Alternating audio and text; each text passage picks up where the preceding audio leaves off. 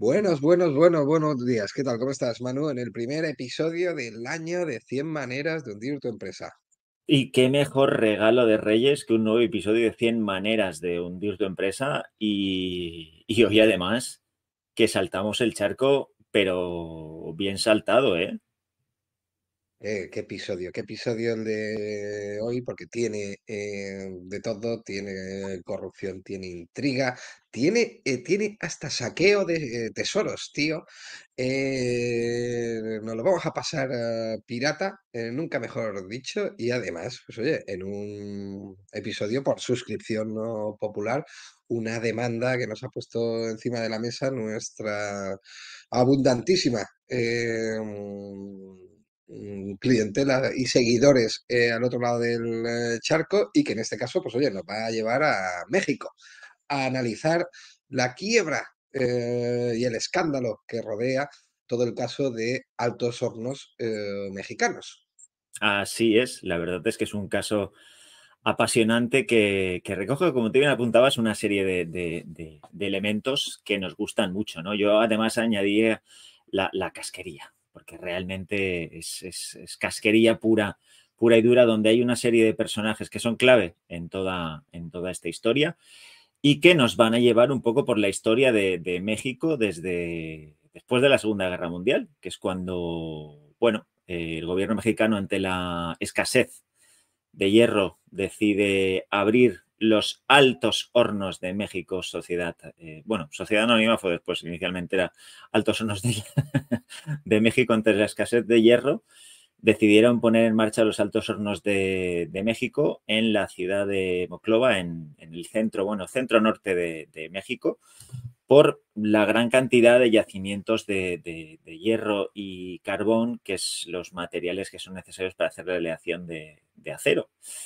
Y así pusieron en marcha los Altos Hornos de México, que funcionaron perfectamente hasta que entró en acción uno de los primeros bueno, personajes, que fue Carlos Salinas de Gortari en el año 1988. Carlos Salinas de Gortari, que bueno, fue presidente de México de 1988 a 1994, que bueno, hay que apuntar que pertenecía al PRI.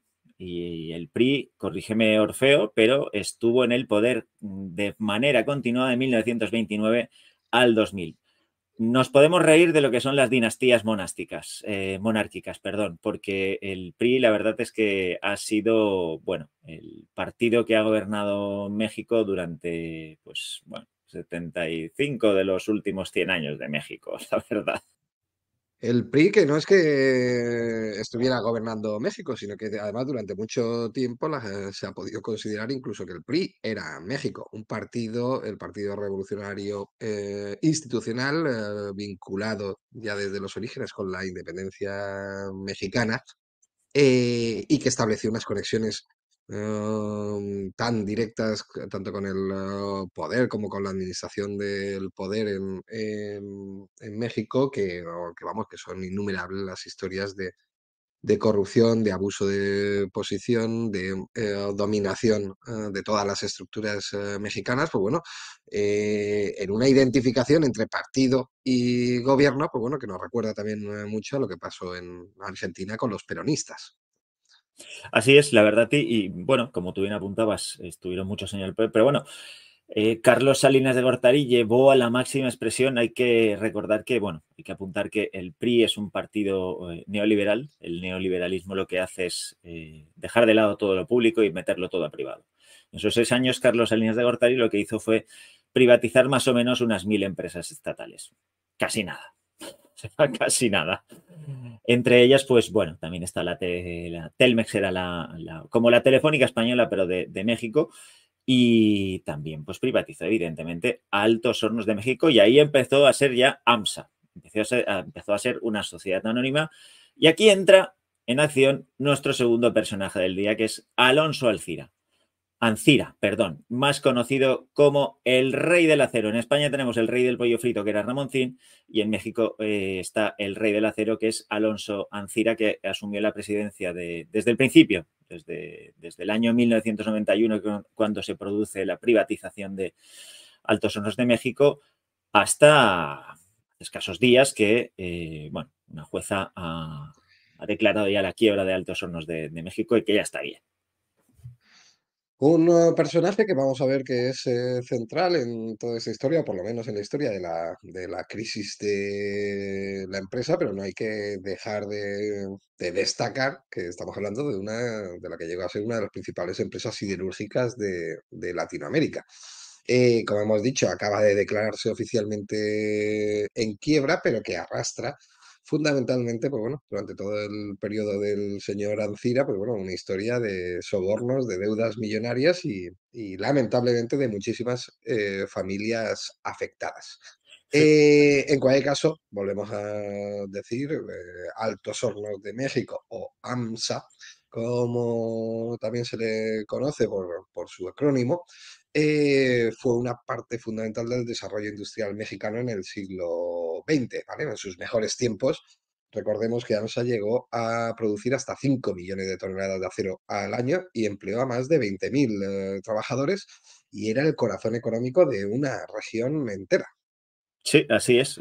Pero bueno, los problemas realmente empezaron pronto, ¿no? Es donde, pues, por un lado, empieza con la crisis de 1999, que empezó afectando a los mercados asiáticos y luego una crisis de materias primas que les llevó a declararse en quiebra ya en 1999, una quiebra que sorprendentemente se alargó durante 17 años. Es la quiebra más larga de la historia, hasta que al final, pues bueno, consiguieron reestructurar su deuda. Tenían en ese momento una deuda de unos 1.400 millones de dólares y que se prolongó durante 17 años. Eso no hizo que nuestro compi Alonso pues cejara en su empeño de seguir haciendo pues lo que le apetecía, ¿no? Que es pues manga por hombro. De hecho, en 2013, y aquí es donde empiezan un poco ya los problemas judiciales de Alonso Ancira, lo que hizo fue vender una planta de agronitrogenados a Pemex. Pemex es la petrolera de México, que en su momento también fue estatal y luego pasó a ser privada, evidentemente. Y la vendió pues, por unos 275 millones de dólares. ¿Qué es lo que pasa? Que cuando la gente de Pemex llegó allí, dije, oh, esto no son agronitrogenados, esto no son fertilizantes, esto es chatarra. Y la chatarra sabemos que se paga pues bastante barato y es donde empezaron sus problemas judiciales. Pero bueno, Pemex una vez se consiguió pues reestructurar la deuda, no contento con eso, siguió acumulando deuda hasta que hace escasamente un mes, en noviembre del 24, una jueza de México declaró su quiebra definitiva y que por favor que cojan todo lo que tienen sus activos y a ver si los pobres trabajadores al menos cobran todo lo que se les debe. Estamos hablando de casi 20.000 trabajadores, muchísimas más familias afectadas y en ese empeoramiento paulatino de la empresa, pues tenemos que señalar que, bueno, que llegó a acumular una deuda de 5.000 millones de dólares que para ponerlo en contexto, pues bueno, esto es más que el PIB de más de un país pequeñito. Una deuda descomunal que se debió básicamente pues bueno, a una serie de decisiones erróneas de inversión, de problemas de gestión. Tú has destacado el escándalo también de la venta de agronitrogenados, que no solamente le costó problemas judiciales, sino incluso la detención a Alonso Ancira precisamente en España en 2019 con cargos de lavado de dinero. Pero es que los escándalos en los que se vio inmersa la empresa durante el dominio de Alonso Ancira fueron innumerables. Uno de ellos, por ejemplo, estuvo vinculado con el escándalo de Odebrecht, que recordemos que fue uno de los más famosos de Latinoamérica, con origen además en Brasil, y donde AMSA fue acusada de haber recibido pagos ilegales vinculados a contratos gubernamentales que no solamente pues, bueno, afectó a una reputación ya por aquel entonces dudosa, sino que evidentemente pues, oye, también enfrentó a la empresa a demandas y sanciones. sea, lo que es cierto es que, bueno, hemos comentado que en noviembre del 24 pues declaran su quiebra. Habíamos dicho que en el 99 fueron ellos quienes solicitaron la quiebra. Bastantes diferencias si lo solicitas tú, así es una jueza en este caso quien dice que estás en quiebra, porque evidentemente, pues ya vimos en el caso de Gedesco que cambia bastante porque la jueza puede decidir que ha habido cierto dolo a la hora de alargar todo el proceso, la decisión de entrar en quiebra. Pero bueno, bien es cierto que hubo un último intento en el año 23 cuando el fondo norteamericano Argentine Creek Partners compró la mayoría de acciones de AMSA en una operación que lo que pretendía era meter un poco, bueno, hacer una inversión inicial de 50 millones de dólares y una posterior de 150 millones de dólares, a la par que iban buscando futuros inversores, pero ya nadie se lo creía. Ya nadie se lo creía. Y la realidad es que desde último trimestre de 2023, AMSA llevaba sin operar. O sea, los trabajadores estaban allí, pero no trabajaban. Y todo eso ha llevado a que, pues bueno, pues tú apuntabas que casi 20.000 familias están sin cobrar desde hace muchísimo, muchísimo tiempo. Y así, Ese en es el esta situación, impacto, el impacto más devastador es precisamente este, porque en una región donde nos podemos imaginar, oye, las alternativas de empleo son limitadas, lo que representaba una empresa dando trabajo a ese volumen de gente, pues su cierre de la noche a la mañana pues es un terremoto social, no solamente. Se trata de muchísimos miles de familias que ven amenazado su sustento, sino que muy probablemente, pues bueno, no hay una alternativa laboral para asumir o para absorber toda esa cantidad de trabajadores. no, así es. Y la verdad es que, bueno, habrá que ver ahora conforme se vayan vendiendo sus activos, que si, bueno, si pasa como en el caso de agronitrogenados, pues será chatarra, que es lo que pueden recuperar tanto ellos como acreedores, que al final son los más damnificados en este caso. Y aquí, pues la verdad es que tú apuntabas antes que Alonso Ancira fue detenido en España en 2019, o sea, pero lo más curioso es que hasta que no ha entrado el fondo norteamericano, pues ha seguido asumiendo la presidencia, ha seguido siendo el presidente de AMSA. Hay que apuntar que Alonso Ancira fue detenido en España en el 2019 por una orden de extradición que había solicitado el gobierno mexicano. Estuvo un poquito aquí en la cárcel, lo soltaron a cambio de un millón de euros en este caso. Luego, pues para evitar problemas, él decidió voluntariamente volver a entrar en la cárcel en España, que se está muy bien, y una vez salió, ya sí que ahí fue extraditado a México y llegó a un acuerdo con Pemex para pagar 216 millones de dólares, bueno, como consecuencia de la venta fraudulenta que había hecho de agronitrogenados. Bien es cierto que él ha pagado algo, parte no lo ha pagado, entró en la cárcel, pero bueno, la justicia pues parece ser que funciona igual en muchos sitios, sigue estando en la calle. Esa es la realidad. La verdad que es una figura alucinante la de Alonso Ancira Elizondo, conocido como el rey del acero, y que desde luego por méritos propios se ha convertido en una figura prominente y polémica en el mundo empresarial de México.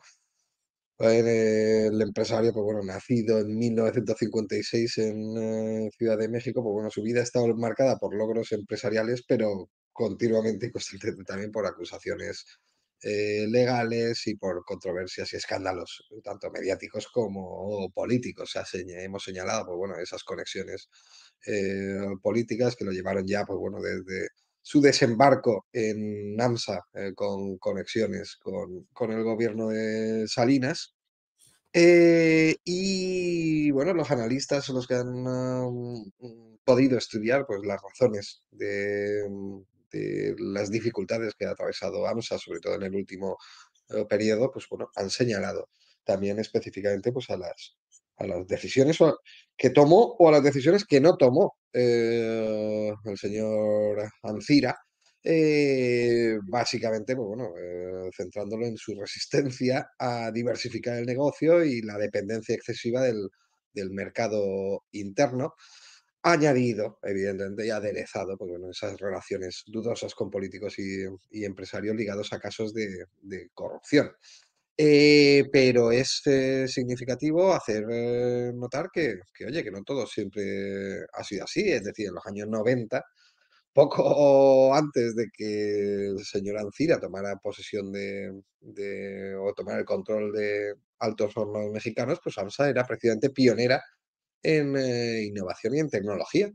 Y de hecho fue una de las primeras siderúrgicas en usar hornos eléctricos en México, una tecnología que le permitió reducir costos y no solamente eso, sino competir internacionalmente. Precisamente a todo eso a lo que posteriormente el señor Ancira renunciaría. Eh, y de hecho, en aquel momento, algo que les permitió incluso diversificarse en producción de energía con el tema de los hornos eléctricos, pues se les llegó a considerar un ejemplo de innovación. Cuando, lamentablemente, sus últimos episodios y sus últimos coletazos, pues bueno, lo han llevado más bien a un sinónimo de escándalo, de, de corrupción y de mala gestión. So, al final, desgraciadamente, todo esto es historia. Nosotros hablamos mucho en el podcast de la importancia de la innovación. En este caso, pues la realidad es que Altos Hornos de México era la siderúrgica más importante de toda Latinoamérica. Pero bueno, todo eso es historia y la realidad es que hoy en día hay casi 20.000 familias que se han quedado sin trabajo en una región que ha crecido a partir de esta importante, bueno, industria. Y hay que ver realmente cómo va evolucionando toda esa venta de los activos y que la gente pues, pueda cobrar. Lo que está claro es que es un ejemplo muy, muy claro de lo que es la mala praxis, la mala aplicación de determinadas políticas, la falta de transparencia en procesos de privatización. O sea, porque, bueno, aquí hablábamos al principio de que fueron unas 1.000 empresas las que se privatizaron, pero que al final fueron a manos de 4 empresarios mexicanos. O sea, 4 mal contados. O sea, que realmente el objetivo no era mejorar un poco lo que son los servicios, mejorar la industria, hacer a México más competitivo, sino que al final el objetivo evidentemente era favorecer a 4 amigos del círculo cercano a Carlos Salinas de Gortari, que al final, pues bueno, pues se fue de rositas con respecto a este asunto, pero la realidad es que hubo una mala praxis y que se permitió poner en puestos de poder a gente con una evidente y clara falta de visión estratégica, de liderazgo y muy, muy, muy focalizados en, oye, ¿qué hay de lo mío y qué puedo obtener a cambio de todo esto? La verdad que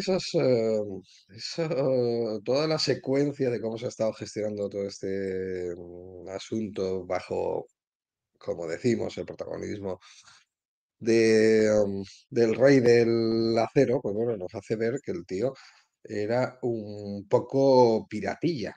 Pero escarbando un poco en su biografía, vemos que eso tampoco, que ni siquiera lo de la piratería es casual, porque el señor Ancira era uno de los inversores destacados detrás de precisamente una empresa que va a sonar a muchos españoles, o por lo menos a muchos españoles con una determinada edad, como es Odyssey Marine. ¿Te acuerdas de Odyssey Marine? Una empresa estadounidense que tenía sede en Florida y que era precisamente, estaba especializada ellos decían que en buscar y localizar tesoros Sí. submarinos. Hay otros que dicen que directamente en expoliarlos, porque básicamente se hizo archi famosa en el año 2007 por el expolio de la nave Nuestra Señora de las Mercedes y por un larguísimo juicio que le enfrentó al gobierno español, en el que las autoridades estadounidenses terminaron dándole la razón al gobierno español con respecto a la propiedad de todo el tesoro que habían extraído de un galeón español naufragado en el siglo XVIII, Pero que era, evidentemente además no fue el único, sino que, repitieron el mismo modus operandi, pues con varios naufragios, tanto españoles como ingleses, siempre al borde de la legalidad, o mejor dicho, acreditadamente infringiendo esa legalidad y que vamos, pero que en cualquier caso que los hizo archifamosos tanto a la hora de encontrar esos tesoros como en verse arrastrados por multitud de juicios por todo el planeta con diferentes gobiernos. Hombre, lo que está claro es que allí donde veía que podía haber negocio, allí que iba Alonso, un tiburón en toda regla. Ahora, eso sí, que esa forma de ganar dinero fuese legal o, bueno, estuviese dentro del marco que nosotros entendemos como normalizado, pues eso ya, bueno, va a ser harina de otro Nada, costal. evidentemente Alcira es un perfil complejo. Hay que reconocer que si bien, pues oye, en lo empresarial y en lo político, tío traspasaba siempre la línea. En lo personal, sin embargo, pues bueno, ha seguido un perfil más o menos bajo, o por lo menos más o menos bajo para lo que suele ser habitual en algún otro personaje de este tipo, pero en cualquier caso, su historia nos ha encantado pues, porque al final es un recordatorio de cómo el éxito empresarial para evitar ir de la mano de la controversia y de la caída, pues bueno, tiene que tener especial cuidado en todas aquellas complejas intersecciones entre negocios, industria por un lado, y política, negocios y justicia.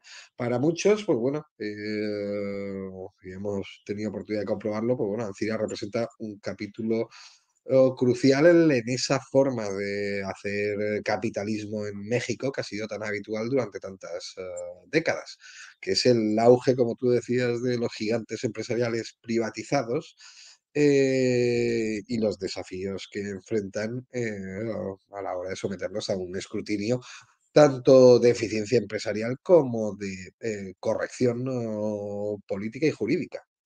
Sí, sí, así es. Pero bueno, la realidad es, como bien apuntábamos antes, que Altos Hornos de México pues ha cerrado.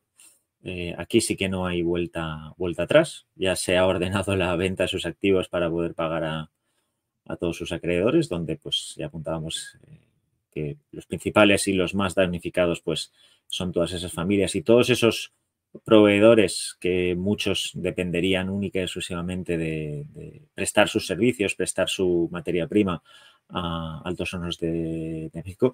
Y habrá que ver, pues evidentemente, paralelamente, cómo evoluciona toda la trama judicial donde están involucrados pues Alonso Ancira y el que era director general de Pemex en su momento, Emilio Lozoya, que fue quien le dijo, tú, ¿qué quieres esto? Va, pues venga, va, yo te lo pago.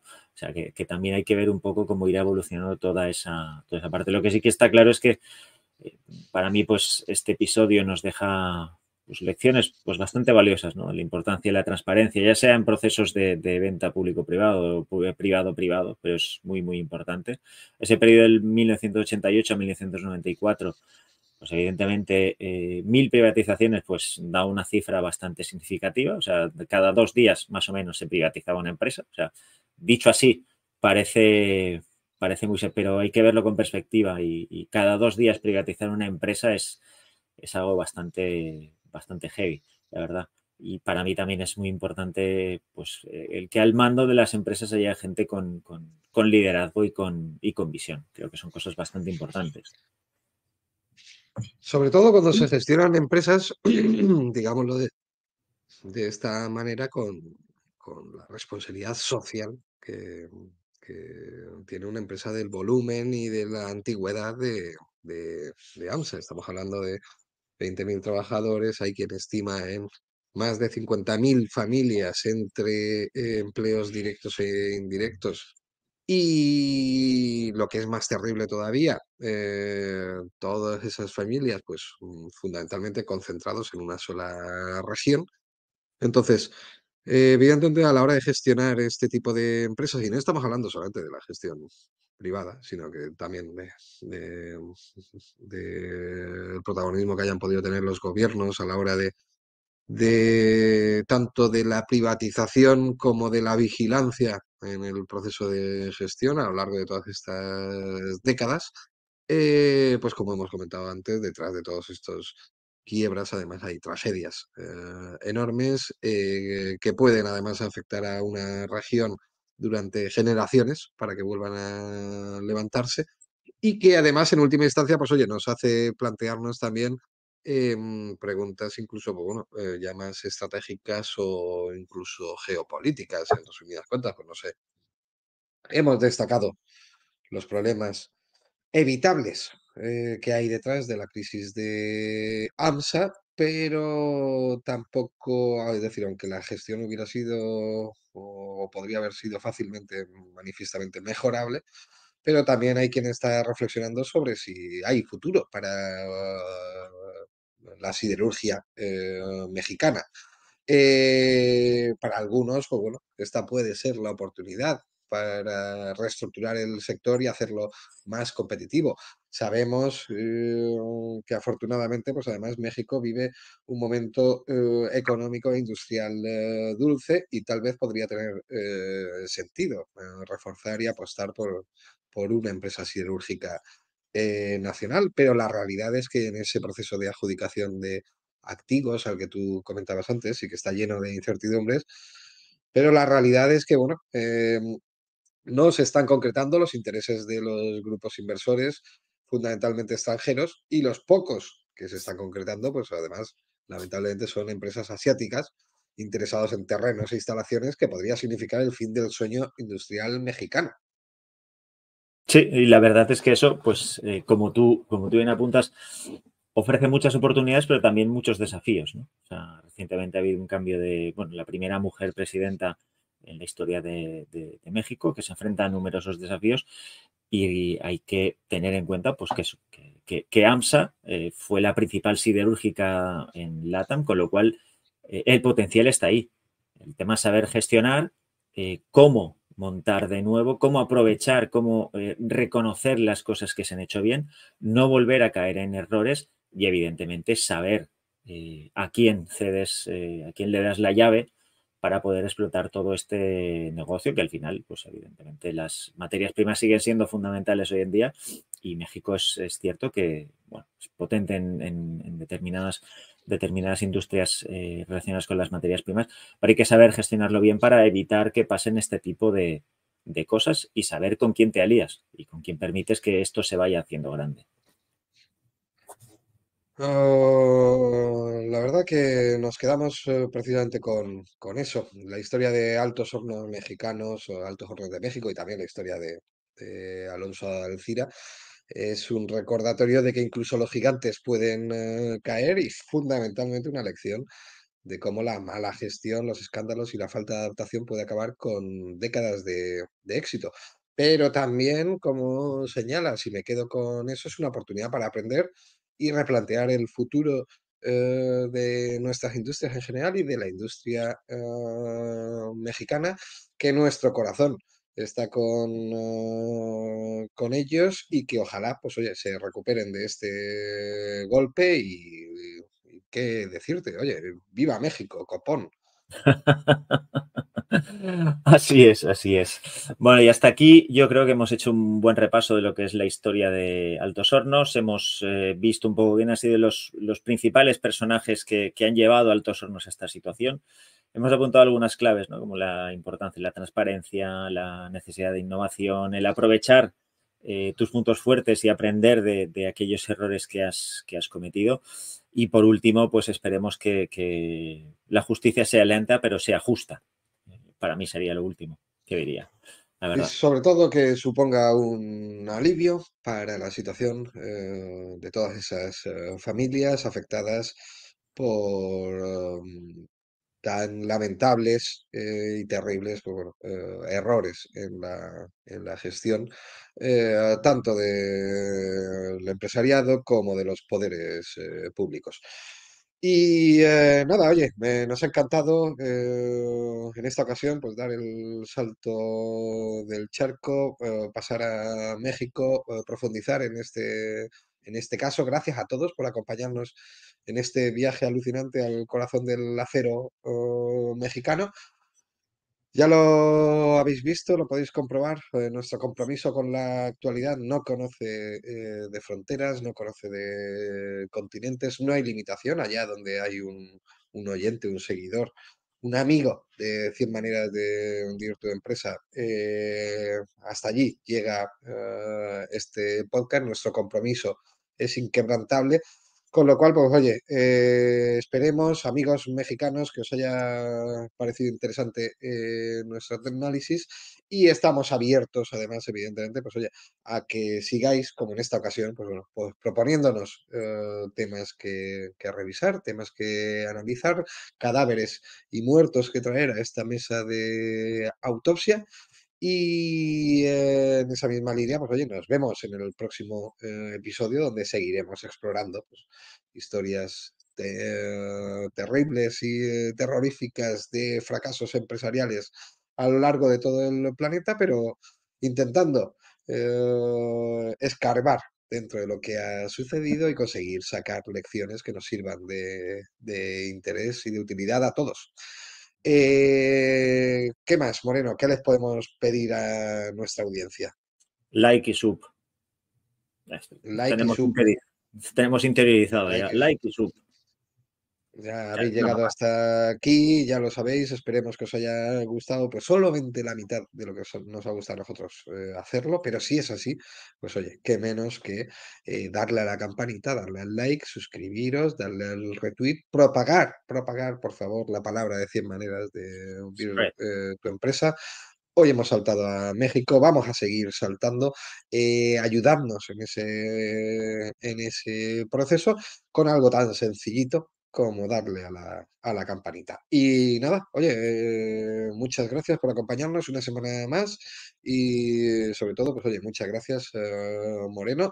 Nos vemos la semana que viene con más novedades, con más noticias y con más muertos sobre nuestra mesa de autopsia. Feliz semana, Balboa. Feliz semana, chao, chao. Chao, chao.